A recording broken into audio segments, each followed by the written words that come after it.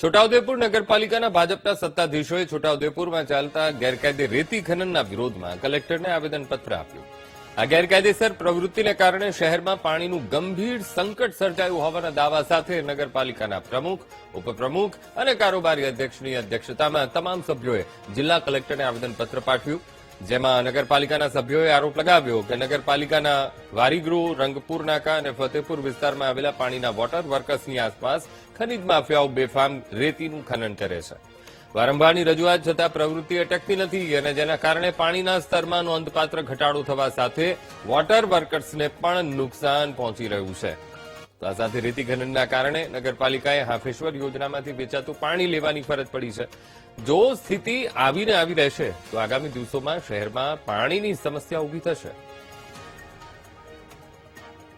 અમે રજૂઆત કરવા આવ્યા છીએ કે છોટાઉદેપુરમાં 2 વોટરવર્ક્સ જે આવેલા છે, બંને વોટરવર્ક્સની નજીકથી એટલું બધું રેતી ખનન થઈ રહ્યું છે કે જેથી પાણીની જબરજસ્ત મોટી તકલીફ પડવાની છે. અત્યારે તો અમે હાફેશ્વરના પાણીથી પાણી આપી રહ્યા છે હરરોજ, પણ જો એ પણ અમારી પાસે 70 લાખ રૂપિયાનું અમારી પાસે બિલ બાકી પડ્યું છે અને હાફેશ્વરનું પાણી જો બંધ થઈ જશે તો નગરપાલિકા અઠવાડિયે 1 દિવસ પણ પાણી પૂરું પાડી શકે એવી પરિસ્થિતિમાં નથી અમે આવ્યું છે.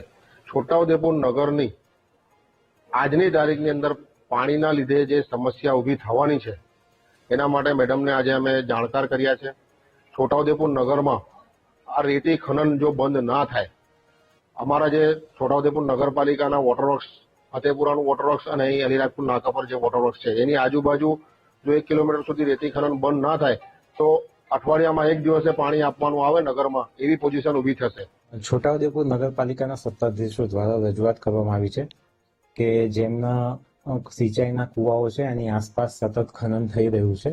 એ બાબતે અગાઉ ટેલિફોનિક ફરિયાદો એમણે કરેલી છે, જે બાબતે અમારી કચેરી દ્વારા વારંવાર પેટ્રોલિંગ કરવામાં આવે છે, ટ્રેક્ટર પકડીને કેસ કરવામાં આવ્યા છે અને આ વર્ષે સૌથી વધુ છોટાઉદેપુરમાં ટ્રેક્ટરના કેસ કરવામાં આવેલા છે. એટલે 24 કલાક અમારું પેટ્રોલિંગ ચાલુ જ રહે છે અને વધુમાં હવે આજે એમણે જે રજૂઆત કરી છે એ બાબતે અમે એવો નિર્ણય લીધો છે કે ત્યાં 24 કલાક અમે અમારા ગાર્ડ ત્યાં રાખશું કે જેથી જો કોઈ ચોરી કે એવું પ્રશ્ન ઉપસ્થિત થાય તો અમારી ટીમને સતત એ લોકો અપડેટ આપી શકે અને અમારી ટીમ દ્વારા પકડી શકાય.